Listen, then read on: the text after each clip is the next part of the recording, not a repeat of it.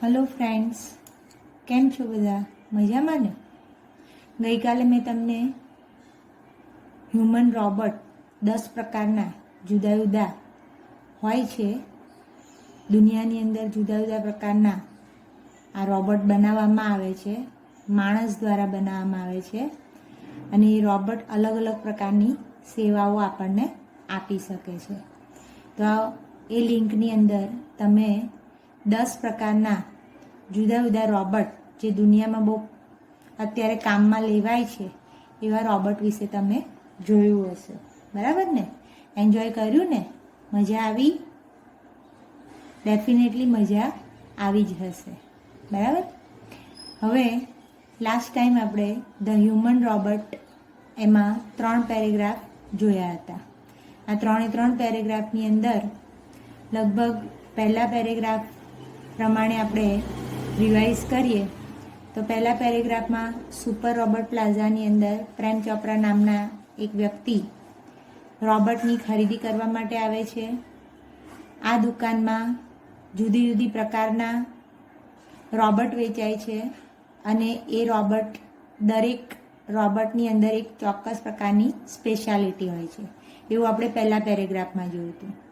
ત્યારબાદ રોબોટ ઘણા બધા પ્રકારના આ દુકાનમાં અવેલેબલ છે એવું બતાવવા માટે સેલ્સમેન પ્રેમ ચોપરાને એક મોટા હોલમાં લઈ જાય છે અને એ હોલની અંદર જુદા જુદા પ્રકારના એ રોબોટ જુએ છે, બરાબર?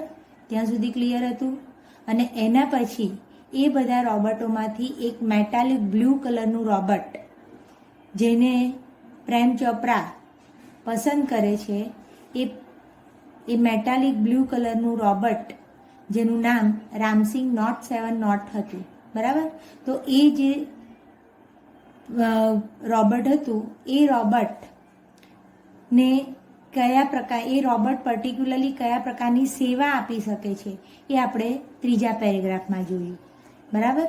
હવે કયા પ્રકારની સેવા રામસિંગ નોટ 7 નોટ આપે છે એ સમજી લીધા પછી પ્રેમ ચોપરા આ રોબોટને લેવા માટે રેડી થઈ જાય છે અને એના માટે થઈને એ પોતે સંમતિ દર્શાવતા હોય એ રીતનું પોતાનું માથું હલાવે છે. માટે આપણે ચોથા પેરેગ્રાફની પહેલી લીટીમાં જોઈએ તો આપણને ખ્યાલ આવશે કે પ્રેમ ચોપરા નોડેડ. તો પ્રેમ ચોપરાએ પોતાની સંમતિ દર્શાવવા માટે થોડું માથું હલાવ્યું હશે, એ રીતના હાવભાવ એના મોઢા ઉપર હતા. The salesman demonstrated the gait, બરાબર? હવે સેલ્સમેનને ખબર પડી કે આ બધી ખાસિયતો જોઈને પ્રેમ ચોપરા આ રોબોટ લેવા માટે તૈયાર છે, એટલા માટે સેલ્સમેને પછી ડેમોન્સ્ટ્રેટ કર્યું, મતલબ કે એમને નિદર્શન કર્યું કે તમારે આ રોબોટને કઈ રીતે ઓપરેટ કરવાનું છે. એટલે એને ડેમોન્સ્ટ્રેટ કરે છે અને નિદર્શન કરીને બતાવે છે કે એની ગેટ, કે આ રોબોટ કઈ રીતે ચલાવી શકાય, એની ચાલ કેવી હોય, એની હરવા ફરવાની ઢબ કેવી રીતે હોય, એ બધું એમને બતાવે છે. એની ગ્રીપ, આ રોબોટની ગ્રીપ કયા પ્રકારની છે, સાથે સાથે ગ્રીપ એટલે પકડ, બરાબર?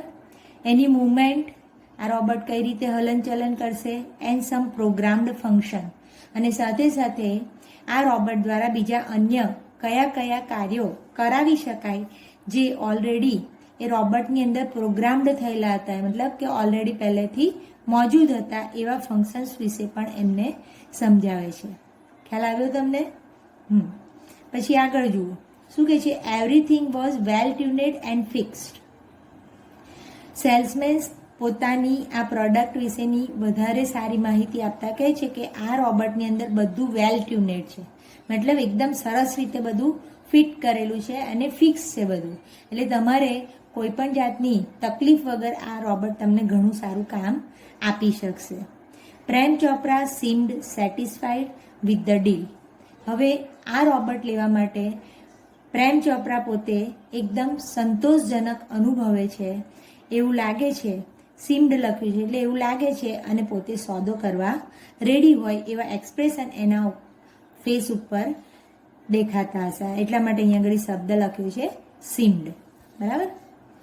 હવે જ્યારે સોદો કરવાનો જ છે અને પ્રોડક્ટ ગ્રાહક પોતાના ઘરે લઈ જવાનું છે, ત્યારે સેલ્સમેન થોડી વધારે સ્પષ્ટતા આપતા કંઈક આ રીતનું કહે છે, I must tell you like all robots, મારે તમને એક બાબતથી એકદમ સ્પષ્ટ રીતે કહેવું જોઈએ કે લાઈક ઓલ રોબોટ્સ, બીજા બધા રોબોટોની જેમ, and adhering to the discipline of robotics, તો રોબોટ જે બીજા બધા રોબોટ હોય છે એમની જેમ અમુક ચોક્કસ પ્રકારની જે નીતિબદ્ધતા હોય એ નીતિબદ્ધતાને ઉપર જ આ રોબોટિક્સ કામ કરતા હોય છે. તો રોબોટિક્સ જે કાર્ય કરે છે, રોબોટ જે પણ કાર્ય કરે છે એ બધા ચોક્કસ નિયમોને આધીન થઈને કામ કરે છે. તમે પેલા બધા જે ઉદાહરણમાં મેં તમને જે લિંક મોકલી હતી તો એમાં પણ તમે જોયું હતું કે જુદા જુદા રોબોટ અલગ અલગ રીતનું કામ કરતા હતા, પરંતુ દરેક રોબોટને માણસ દ્વારા ઓપરેટ કરવામાં આવતું હતું, બરાબર ને? તો એ ચોક્કસ પ્રકારના નિયમો દરેક રોબોટ ઉપર લાગુ પડી શકાય છે.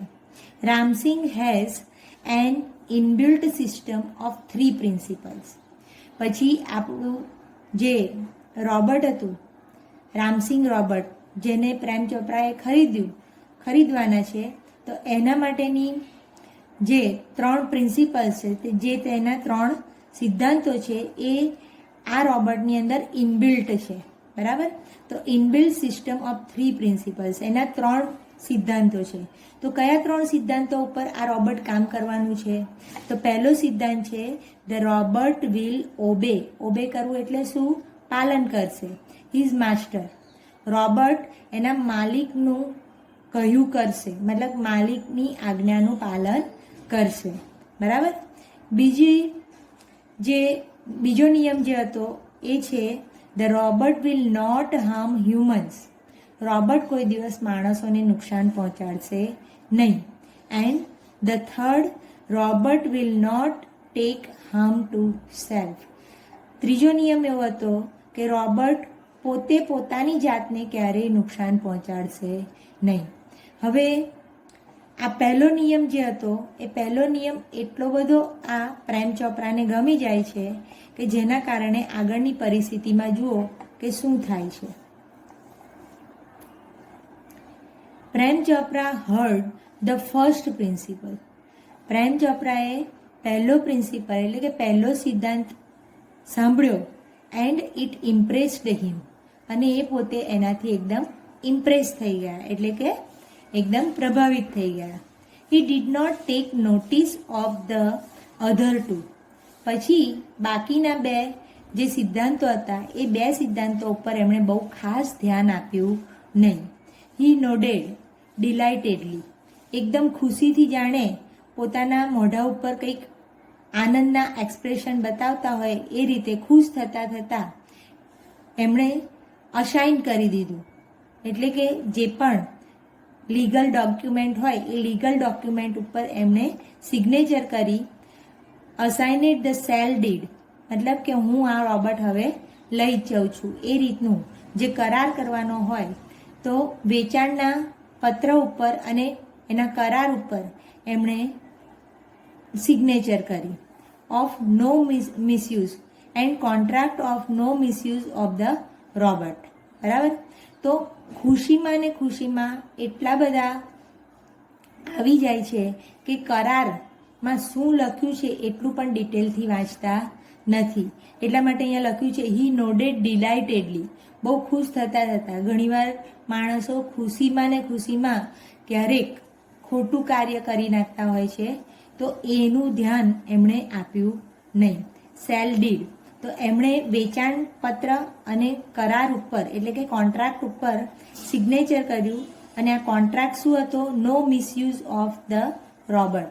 રોબોટનો કોઈ દિવસ મિસયુઝ કરાશે નહીં. હી હેડ નાવ ગોટ અ સર્વન્ટ. હવે પ્રેમ ચોપરાએ આ રોબોટને ખરીદી લીધો એટલે જાણે હવે એમની પાસે એક સર્વન્ટ, પોતાનો નોકર આવી ગયો અને પોતાને જેમ ફાવે એમ એની પાસેથી કામ કરાવશે. And an accomplish. હવે આ શબ્દ ઉપરથી તમને ખ્યાલ આવશે કે પ્રેમ ચોપરાએ આ રોબોટ કોઈ સારા ઈરાદાથી લીધેલો નથી. એકોમ્પ્લિસ એટલે જે અપરાધ કરનારા વ્યક્તિ હોય અથવા તો ગુનો કરનારા વ્યક્તિ હોય એમાં જે સાથ આપનારા વ્યક્તિ હોય એનો સાથીદાર, ગુનામાં સાથ આપનાર સાથીદાર હોય એના માટે શબ્દ લખાય છે એકોમ્પ્લિશ. બરાબર? તો અહીંયા આગળ ખાસ ધ્યાન રાખો, જ્યારે શબ્દમાં છેલ્લા CE આવે એકોમ્પ્લિશમાં તો કોઈ ગુનાની અંદર કામ કરવા માટેની વાત છે. બરાબર? અને જ્યારે SH આવે, શબ્દમાં છેલ્લા SH આવે તો કોઈ પણ પ્રકારનું, દાખલા તરીકે સંગીતકારોની એક મોટી ટોળી હોય, આખી એકબીજાના સાથથી એ લોકો સંગીતનું આખું વૃંદ બનાવતા હોય તો દે આર એકોમ્પ્લિશમેન્ટ. તો ત્યાં આગળ કોઈ ખરાબ ઈરાદાથી નથી, તો ત્યાં આગળ સ્પેલિંગમાં શું આવશે? SH આવશે. જ્યારે અહીંયા આગળ સ્પેલિંગમાં શું લખાયેલું છે? CE લખાયેલું છે. આ વાતને તમારે ધ્યાન રાખવાની છે. ક્લિયર? તો તમને આ પેરેગ્રાફમાં ખ્યાલ આવ્યો? એકવાર ધ્યાનથી નજર કરી લો તમારી ટેક્સ્ટબુકમાં અથવા તો તમારા વિડીયો ઉપર.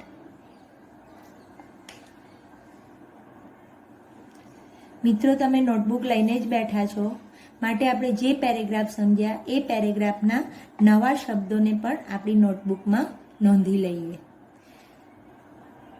આપણા 3 પેરેગ્રાફ થયા, એમાં લગભગ 23 શબ્દો પૂરા થયા હતા. બરાબર? મેં શબ્દનો ક્રમ યોગ્ય રીતે જ, મતલબ કન્ટિન્યુએશનમાં જ રાખેલો છે. બરાબર?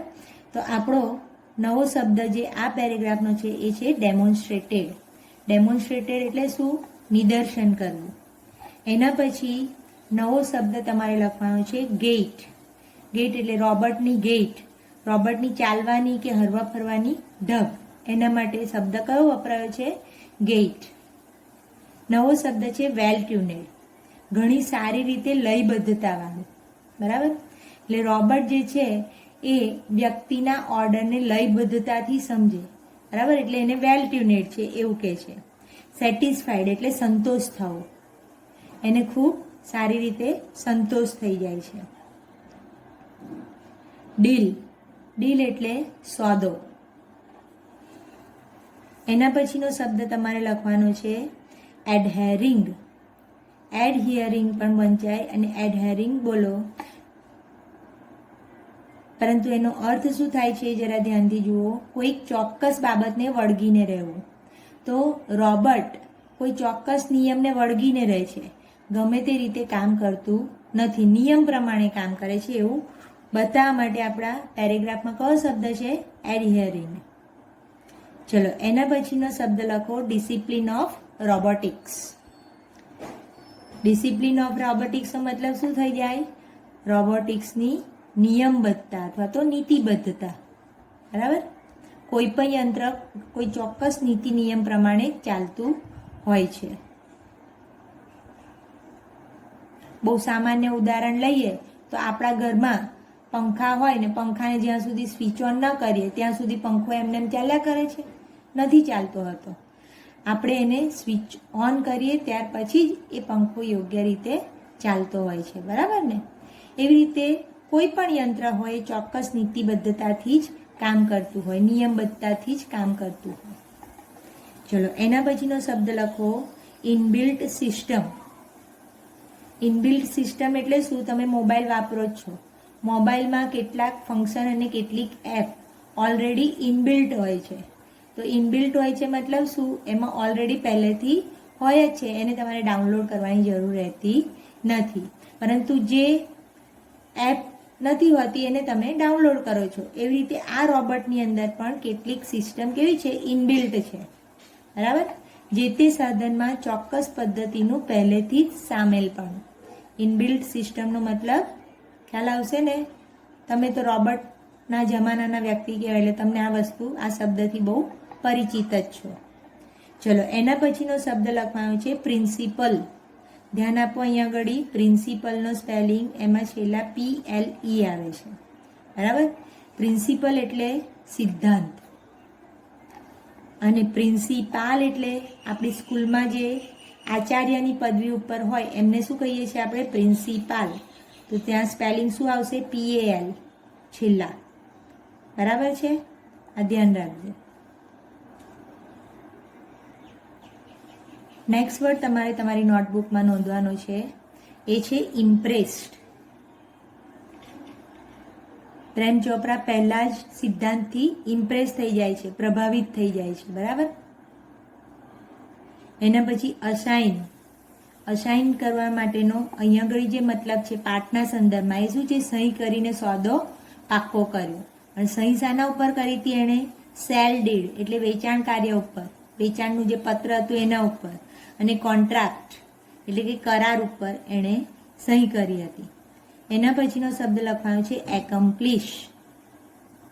એકમ્પ્લિશનો મતલબ થશે સહ અપરાધી. નેક્સ્ટ વર્ડ તમારે લખવાનો છે ડિલાઇટેડલી એટલે કે ખૂબ જ આનંદથી, બરાબર. ચાલો મિત્રો, હવે આ જ પેરેગ્રાફના પ્રશ્નોને પણ આપણે આપણી નોટબુકમાં સમજી અને પછી નોંધી લઈશું, બરાબર. પહેલાં સમજી લઈએ, પછી તમારે તમારી નોટબુકમાં આને પણ નોંધી લેવાના છે. What did the salesman demonstrate? સેલ્સમેને શું ડેમોન્સ્ટ્રેટ કર્યું હતું?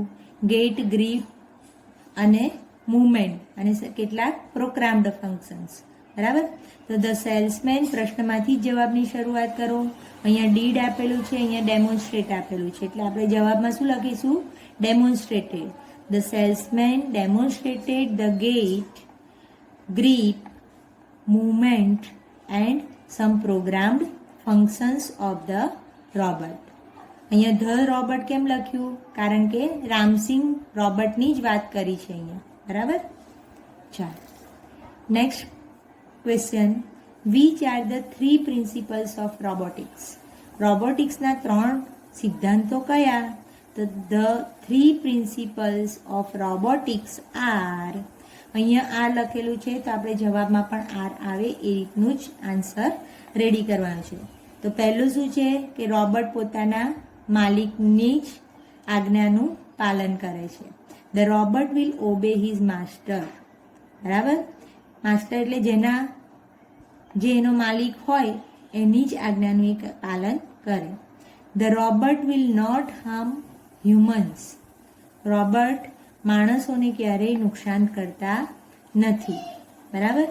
અને ત્રીજો જે એનો પ્રિન્સિપલ હતો, the robot will not take harm to self. Robot કોઈ દિવસ પોતાની જાતને પણ નુકસાન પહોંચાડતા નથી. Clear?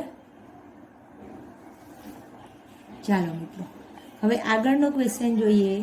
By which principle was Prem Chopra impress? Was અને ઇમ્પ્રેસનો અહીંયા ઘડી આપણે જવાબમાં ઉપયોગ કરવાનો છે. કયા પ્રિન્સિપલથી તેઓ પ્રભાવિત થયા હતા? તો Prem Chopra was impressed by the principle that the robot will obey his master, બરાબર. રોબોટ એના માલિકની આજ્ઞાનું પાલન કરશે. આ પ્રિન્સિપલથી તેઓ ઇમ્પ્રેસ થયા હતા, બરાબર. Next question. What did Prem Chopra assign? Prem ચોપરાએ શું અસાઇન કર્યું હતું? સહી કરીને શું પાકું કર્યું હતું? તો ડીડ અને અસાઇન છે, માટે આપણે શું લખીશું? એસાઇનેડ, બરાબર. Prem Chopra assigned the sale deed and contract of no misuse of robot. રોબોટનો કોઈ મિસયુઝ કરવામાં આવશે નહીં એવો કરાર કર્યો અને એના ઉપર સિગ્નેચર કરી. એકવાર માલિકની મતલબ કે જે તે વસ્તુના માલિકની, પ્રોડક્ટના માલિકની એના ઉપર સહી થઈ જાય એટલે એ લીગલ ડોક્યુમેન્ટ કહેવાય. કાયદાકીય રીતે એના ઉપર જો તે મિસયુઝ કરે તો ડેફિનેટલી એના ઉપર કાર્યવાહી કરવામાં આવે. ક્લિયર? ચાલો એના પછીનો ક્વેશ્ચન લખજો. What did Prem Chopra get? Prem ચોપરાને શું મળી ગયું હતું? હવે તો ડીડ અને ગેટ છે, માટે આપણે એનું ભૂતકાળનું રૂપ શું થશે? Got. Prem Chopra got a servant and an accomplish. જાણે એક નોકર મળી ગયો એને અને એક એકમ્પ્લિશ એટલે કે સહ અપરાધી. પોતે જે કંઈ કામ કરવાના છે, ભલે આપણે કદાચ પહેલી વાર એને મળ્યા હોય તો પ્રેમ ચોપરાને ન ઓળખે, પણ પ્રેમ ચોપરા પોતાની જાતને તો ઓળખે જ છે ને. એટલે પ્રેમ ચોપરાને તો ખબર જ છે કે એ આ રોબોટ પાસેથી કેવા કેવા કામ કરાવવાના છે. ક્લિયર? તો અહીંયા આગળ એકોમ્પ્લિસનું સ્પેલિંગ લખવા માટે ખાસ ધ્યાન રાખવાનું રહેશે. ક્લિયર? ચાલો મિત્રો, હવે આપણે આના 5મા પેરેગ્રાફ ઉપર જઈએ. હવે રોબોટ તો ખરીદી લીધું. રોબોટ ખરીદી લીધું એટલે પછી તો જે પ્રમાણે નવી પ્રોડક્ટ હાથમાં આવી હતી એટલે રામસિંગ પાસેથી તો ઘણા બધા કામ કરાવવામાં આવ્યા. તો શું થાય છે તે જુઓ. If Ramsingh note my robot can shop for groceries then why not for better things like jewels? Thought Prem Chopra.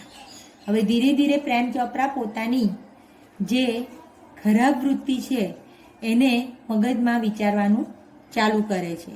પોતે શું વિચારે છે કે જો રામસિંગ રોબોટ જઈને દુકાનમાંથી જઈને ગ્રોસરીઝ એટલે કે કરિયાણું લઈ આવી શકતું હોય તો પછી કરિયાણાથી પણ બેટર વસ્તુ એટલે કે જ્વેલ્સ લાવે એવું કેમ ન બને? Then why not for better things like jewels.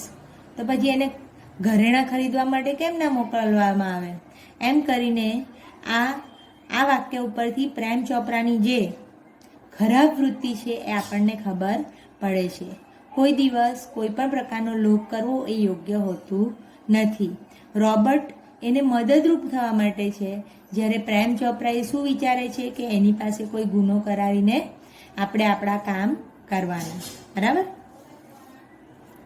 ચલો, ત્યાર પછી તો આ રોબોટ વારંવાર એની સાથે ફરતું હોય એટલે in the market robot carrying heavy packets, buying theater tickets, carrying groceries to the car were a common sight but still strange and amusing servants. બરાબર? પછી તો પ્રેમ ચોપરા ધીરે ધીરે એની પાસેથી બધા જ કામ કરાવવા માંડે. કયા કયા કામ કરાવે? તો કે એની પાસે મોટા મોટા પેકેટ, બજારમાંથી કંઈ લાવવા કરવાનું હોય તો એના પેકેટ ઉઠાવડાવે. પછી એની પાસે થિયેટરની ટિકિટ મંગાવડાવે. સાથે સાથે ક્યારેક કરિયાણું લાવવાનું હોય તો કરિયાણું દુકાનમાંથી લઈને ગાડી સુધી પહોંચાડવાનું. આ બધું તો પછી એ લોકોનું રૂટીન કામ થઈ ગયું હતું. બરાબર? પણ છતાં પણ આપણે તો અત્યાર સુધી માણસને જ આ રીતે કામ કરતા જોયા હોય એટલે રોબોટ આ બધું કામ કરી શકે એ એક સ્ટ્રેન્જ એટલે કે કંઈક વિચિત્ર અને આપણા માનવામાં ના આવે એવી બાબત. એટલા માટે સ્ટ્રેન્જ એન્ડ એમ્યુઝિંગ, માનવામાં ના આવે પણ ખૂબ આનંદ કરાવે એવો આ સર્વન્ટ હવે બજારની અંદર જોવા મળતો હતો. Ramsingh note was thoroughly efficient. આ રામસિંગ રોબોટ સંપૂર્ણપણે એકદમ કાર્યદક્ષ હતો, એકદમ કુશળ હતો. બરાબર? With tremendous speed and accuracy he collected the groceries into the shopping trolley and paused for the next command. હવે એના માલિકે એને કમાન્ડ આપ્યો હતો, હુકમ આપ્યો હતો કે ભાઈ ગ્રોસરી કલેક્ટ કરીને કાર સુધી પહોંચાડવાની. તો આણે તો ફટાફટ કેવી રીતે કર્યું છે કામ? ટ્રીમેન્ડિયસ સ્પીડ. મિત્રો, હંમેશા યાદ રાખો કે તમારે 10મા ધોરણના લેવલના શબ્દો તમારા પ્રશ્નોના જવાબમાં લખવાના છે. એટલે મહેરબાની કરીને ટ્રીમેન્ડિયસ એટલે ફાસ્ટ સ્પીડ એવું બધું લખવાનું નહીં. બરાબર? એટલે આપણે યોગ્ય શબ્દોનો જ હવે ઉપયોગ કરતા શીખવાનું છે. બરાબર? તો આ જે રામસિંગ હતા એ થોરોલી ઇફિશિયન્ટ હતા, સંપૂર્ણપણે કાર્યક્ષમ હતા, પોતે કાર્ય કરી શકે એવી કુશળ ક્ષમતા ધરાવતા હતા. વિથ ટ્રીમેન્ડિયસ સ્પીડ, અને એની ઝડપ પણ ખૂબ વધારે પડતી હતી. બરાબર? એન્ડ એક્યુરેસી, એકદમ ચોકસાઈ સાથેનું કામ હતું. He collected groceries into the shopping trolley. Shopping ટ્રોલીની અંદર જેમ આપણે પણ મોલની અંદર જઈએ તો શોપિંગ ટ્રોલીની અંદર બધું ભેગું કરીએ એમ આ રોબોટે પણ ફટાફટ બધું ભેગું કર્યું. And pause for the next command, અને પાછા ઊભા રહી ગયા. શાના માટે? નેક્સ્ટ કમાન્ડ માટે. હવે આ કેવી રીતની પરિસ્થિતિ થઈ હશે કે પ્રેમ ચોપરા પોતે પોતાની ગાડીની અંદર બેઠેલા જ છે, ત્યાં બેઠા બેઠા કમાન્ડ આપે છે અને ફટાફટ શોપિંગ ટ્રોલીની અંદર બધું ભેગું કરીને નેક્સ્ટ શું કરવાનું છે એના માટે આ રોબોટ એ માર્કેટની અંદર ફરે છે. ત્યારબાદ પોતાની ગાડીમાં બેઠા બેઠા જ આ પ્રેમ ચોપરાની નજર ક્યાંક દૂર મોટો ઢગલો કેરીઓનો હતો એના પર પડ્યો હશે. પછી આગળ શું થાય છે તે જુઓ. 2 kilograms of mangoes ripe and juicy. Next command એને આપે છે, commanded Prem Chopra from distance. તો દૂરથી કોઈક લારીની અંદર કે ત્યાં આગળ મોલની અંદર જ્યાં પણ એની નજર પડી હશે ત્યાં આગળ દૂરથી આમણે મેંગોનો એટલે કે કેરીઓનો મોટો ઢગલો જોયો અને ત્યાંથી આમણે શું કમાન્ડ આપ્યો? પ્રેમ ચોપરાએ કમાન્ડ કોને આપ્યો? રોબર્ટને કમાન્ડ આપ્યો કે ભાઈ 2 કિલોગ્રામ મેંગોઝ લઈ આવજો. અને પાછા કેવા લાવવાના છે? પાક્કા અને રસાળ. બરાબર? તો એકદમ પાક્કા અને રસાળ એવી કેરીઓ, પાકી અને રસાળ એવી કેરીઓ લાવવા માટે કમાન્ડ આપવામાં આવે છે પ્રેમ ચોપરા દ્વારા. ક્યાંથી? ડિસ્ટન્સથી, દૂરથી. અને એને દૂરથી કેવી રીતે આપ્યું છે? Seeing a huge pile of mangoes. મોટો કેરીઓનો ઢગલો જોયો અને ત્યાંથી એમણે દૂરથી જ એને કમાન્ડ આપ્યો. In no time Ramsingh note 7 note had selected the best ones. અને થોડી જ વારની અંદર આ રામસિંગે તરત જ બધી જ જેમને બેસ્ટમાં બેસ્ટ હતી એવી સરસ મજાની કેરીઓ પસંદ કરી અને ફટાફટ લઈને આવી જાય છે. ત્યારબાદ લઈ લે છે, કલેક્ટ કરી લે છે. ત્યાર પછી શું થાય છે? Pay at the cash counter. બરાબર? હવે પહેલી વખત આ રીતનું બજારની અંદર પ્રેમ ચોપરા એ પણ જોઈ લે છે, પોતે ચકાસી જુએ છે કે ભાઈ આને પેમેન્ટ કરવાનું કહે તો પેમેન્ટ કરે છે કે નહીં. એમ રોબર્ટની પાસેથી બધા કાર્યો કરાવવાનો પ્રયત્ન કરે છે. એટલે પહેલી વાર એ પે કરે છે. Pay at the cash counter. Cash counter ઉપર પૈસા આપી દો. Prem Chopra spoke in to the commander. એનું જે મોનિટર હોય છે એ મોનિટરની અંદર રિમોટ કંટ્રોલ સાથે જે મોનિટર હતું એની અંદર તેઓ બોલે છે કે તમે કેશ કાઉન્ટર ઉપર પૈસા પે કરી દો. તો કેરીઓ લે છે, મોલમાંથી બધી વસ્તુઓ લે છે, આ બધી વસ્તુઓનું પેમેન્ટ તો કરે છે.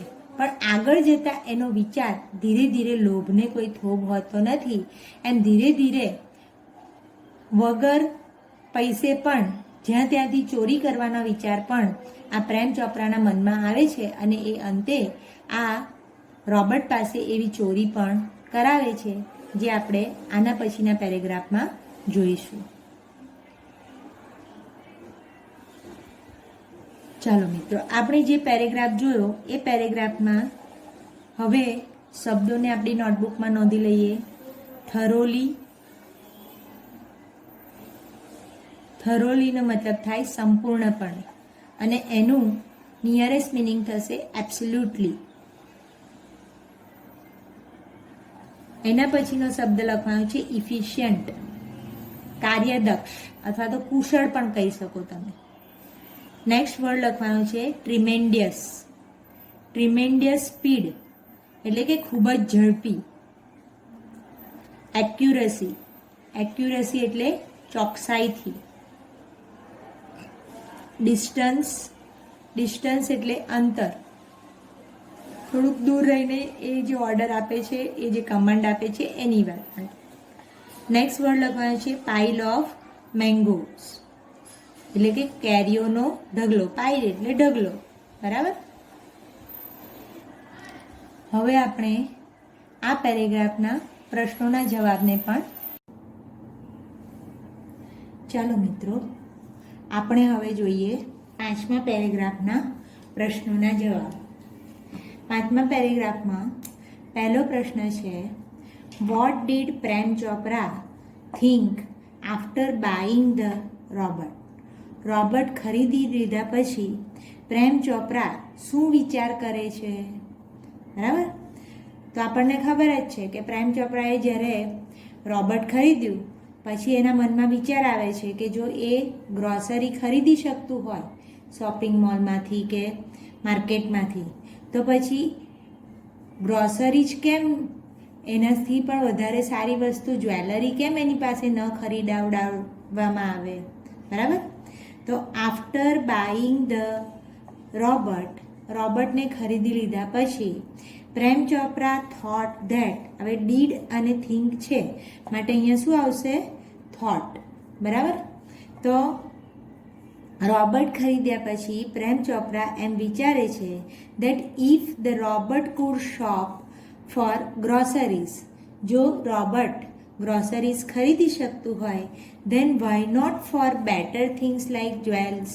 તો ઘરેણાં પર એની પાસે કેમ ન ખરીદાવડાવવામાં આવે? બરાબર. ચાલો એના પછીનો નેક્સ્ટ ક્વેશ્ચન છે what shows that Ramsingh note 7 note was very efficient. શું બતાવે છે, કઈ બાબત ઉપરથી આપણે નક્કી કરી શકીએ કે રામસિંગ નોટ 7 નોટ જે હતા એ બહુ જ કાર્યક્ષમ હતા?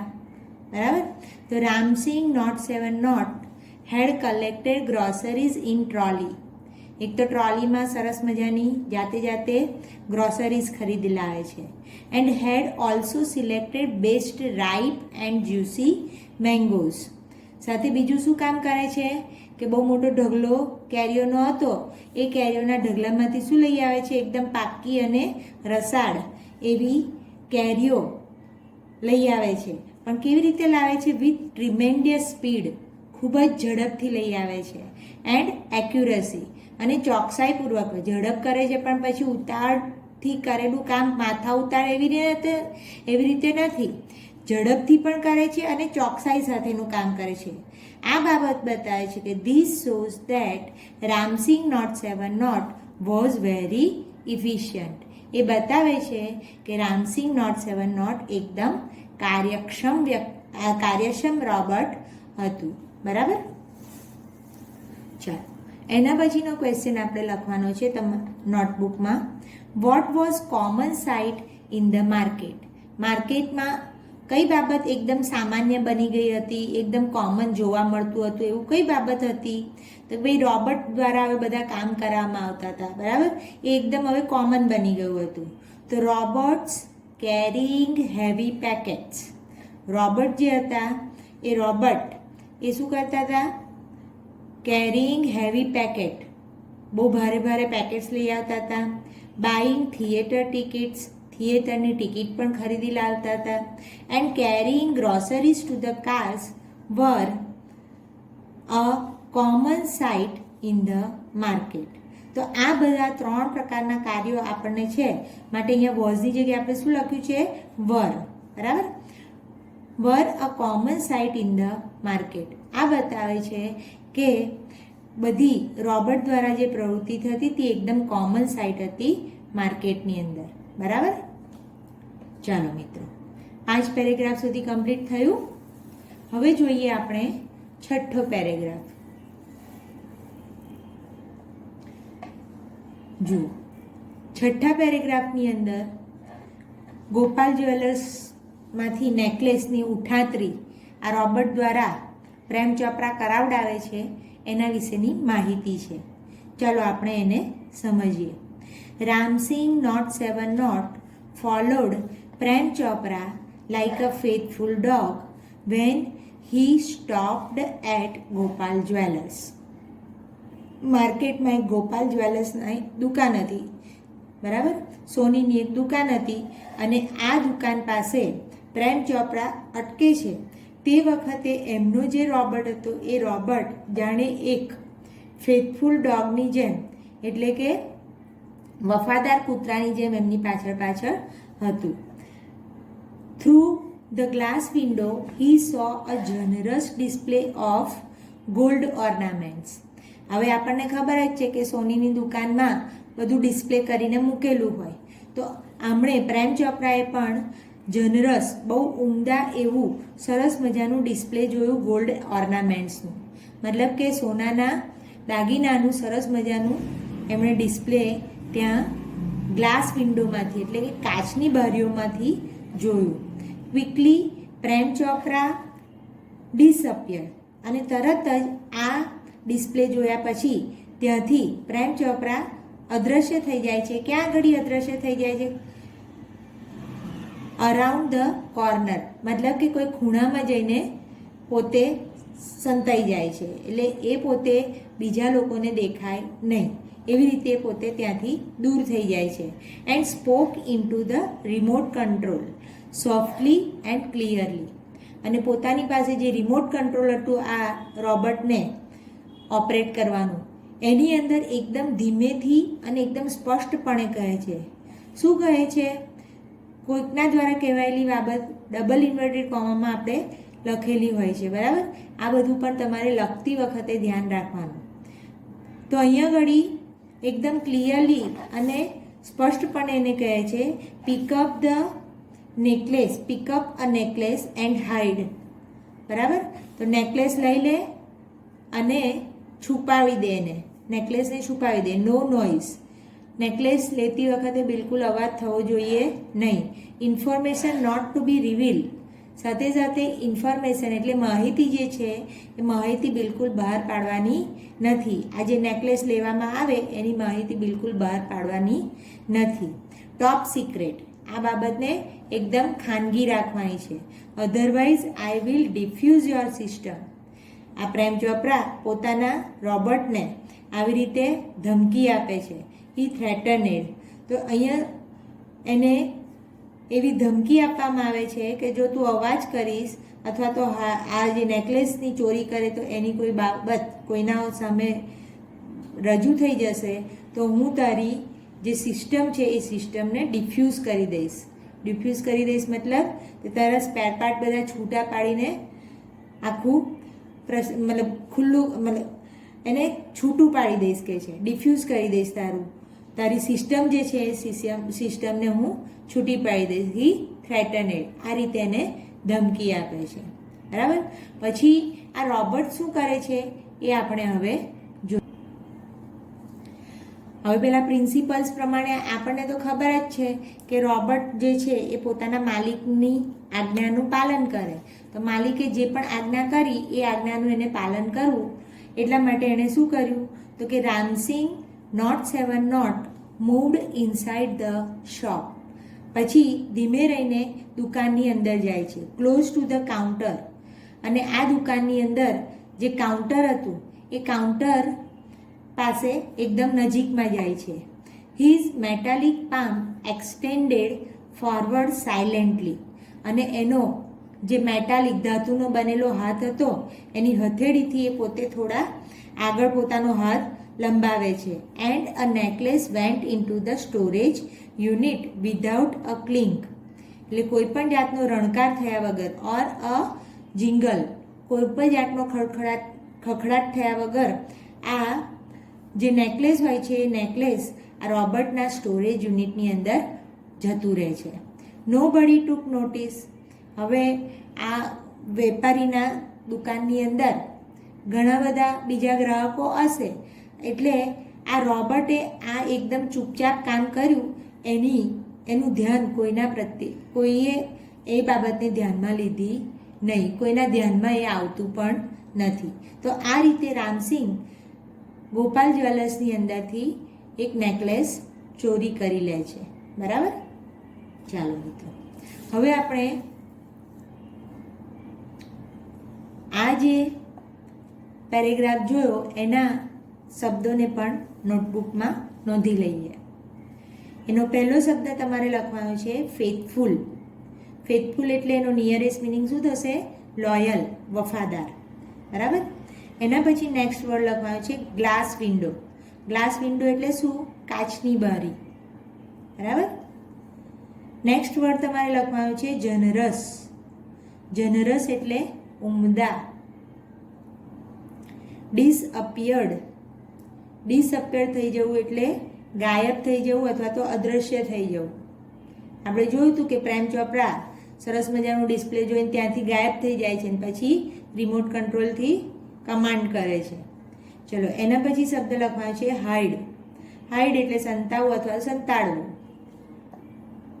એવી એક ગેમ પણ આપણે સાંભળી હશે, હાઇડ એન્ડ સીક, જેને આપણે સંતા કુકડી કહીએ છીએ, બરાબર. નેક્સ્ટ વર્ડ લખવાનો છે ડિફ્યુઝ. મિત્રો, ડિફ્યુઝનો સ્પેલિંગ ખાસ કરીને ધ્યાનમાં લેજો. આ જ પ્રમાણે DIFFUS જ લખવાનું છે. તમારી ચોપડીની અંદર ડિફ્યુઝનો સ્પેલિંગ આ જ છે. ડિફ્યુઝ કરવું એટલે પ્રસારિત કરવું, ફેલાવો કરવું. શાનો ફેલાવો કરવાનું હતું? પેલું સિસ્ટમ આખી ફેલાવી નાખીશ, એમ તોડી ફોડી નવરું કરીશ, એ રીતની વાત છે અહીંયા. ચલો, એના પછી થ્રેટનેડ. થ્રેટનેડ એટલે ધમકી આપે છે. પ્રેમ ચોપરા રોબર્ટને ધમકી આપે છે, બરાબર. નેક્સ્ટ લખો ક્લોઝ. હવે ક્લોઝનો એક નંબર એક મતલબ તમને ખબર હશે, ક્લોઝ છે. ક્લોઝ એટલે બંધ, પણ અહીંયા ક્લોઝનો મતલબ શું થશે? નજીક, કાઉન્ટિંગની નજીક પહોંચી જાય છે, બરાબર. એક્સટેન્ડેડ, એક્સટેન્ડેડ એટલે વિસ્તરવું અથવા તો વિસ્તારવું. ક્લિંક, ક્લિંક એટલે રણકાર. અને જિંગલ, જિંગલ એટલે ખણખણાટ, બરાબર. લખ્યા મિત્રો આ શબ્દો? હવે આપણે આ પેરેગ્રાફના પ્રશ્નોના જવાબને પણ નોટબુકમાં નોંધતા જઈએ. From where did Prem Chopra steal ornament? Prem ચોપરાએ ઓર્નામેન્ટ ક્યાંથી ચોરી કર્યા હતા? કઈ જગ્યાએ ચોરી કર્યા હતા? તો કે ગોપાલ જ્વેલર્સમાંથી. હવે અહીંયા આગળ ડીડ અને સ્ટીલ આપેલું છે, તો એનું શું થઈ જશે? Stole. Prem Chopra stole ornaments from Gopal jewellers, બરાબર. ગોપાલ જ્વેલર્સમાંથી એણે ચોરી કરી હતી. Which instructions were given to the robot to pick up the necklace? Necklace લેવા માટે પ્રેમ ચોપરાએ આ રોબર્ટને કઈ સૂચનાઓ આપી હતી? તો કે નેકલેસ તો ચોરી તો કરવાનો, પણ બિલકુલ અવાજ આવવો જોઈએ નહીં, સાયલેન્ટલી કામ થવું જોઈએ. અને બીજું શું કે ચોરીની માહિતી બિલકુલ રિવીલ થવી જોઈએ નહીં, બરાબર. તો ધ ઇન્સ્ટ્રક્શન, પ્રશ્નમાંથી જ આપણે જવાબની શરૂઆત કરીએ. The instructions were the instruction given to the robot were, જે રોબર્ટને આપવામાં આવેલી હતી એ સૂચનાઓ હતી. કઈ કઈ? પહેલું શું હતું? To pick up the necklace and hide silently. ધીમે રહીને નેકલેસ લઈ લેવાનો અને ચૂપચાપ એને છુપાવી દેવાનો. Not to reveal the information, અને આ માહિતી બિલકુલ બહાર મુક્ત કરવાની નથી. ધ ટોપ સિક્રેટ, કારણ કે આ એકદમ ટોપ સિક્રેટની બાબત છે, બરાબર, ખાનગી બાબત છે. ચોરી કરે છે તો પછી લોકો એના પર જાહેર તો ના કરે ને પાછા.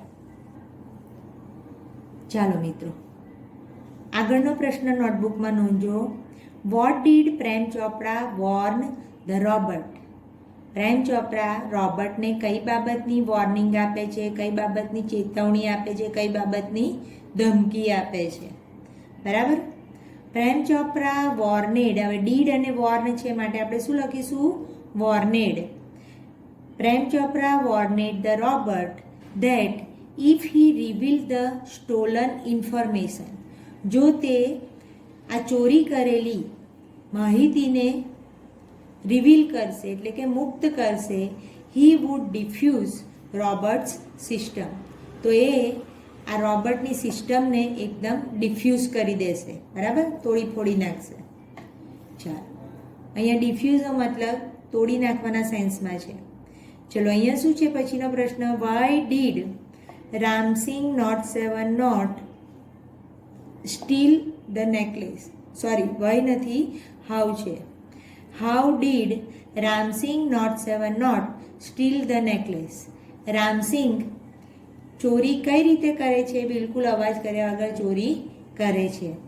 Ram Singh extended his metallic palm. Ram Singh પોતાનો મેટાલિક પામ એક્સટેન્ડ કરે છે. પિકઅપ ધ નેકલેસ, પછી નેકલેસ લઈ લે છે.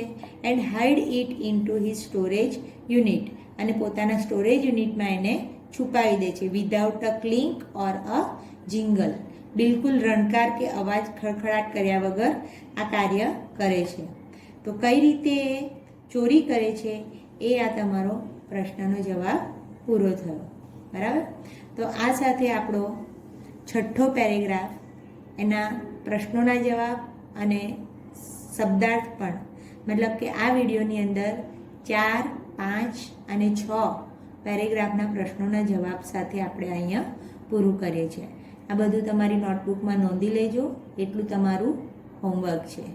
Will continue in the next video. Okay.